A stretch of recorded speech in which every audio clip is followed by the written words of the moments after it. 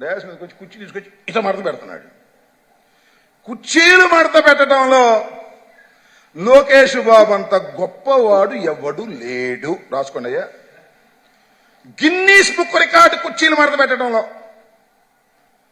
ఒక కుర్చీ ఏంటది, శాసన మండలి కుర్చీ మడత పెట్టేశాడు. మంత్రి 5 శాఖల మంత్రి, 5ఏనా 6 మరి ఎన్నో మంత్రి కుర్చీ మడత పెట్టేశాడు.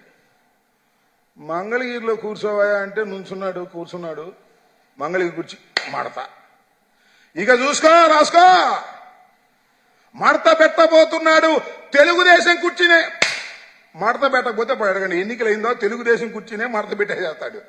ఏమీ సందేహం లేదు. నేను అనేక సార్లు చెప్తున్నా, అరే బాబు, మీ తెలుగుదేశానికి పట్టిన శని ఈ కుర్చీలు మడత పెట్టే లోకేశారా బాబు అంటే, ఆహా, మీరు నా మాట నమ్మరు.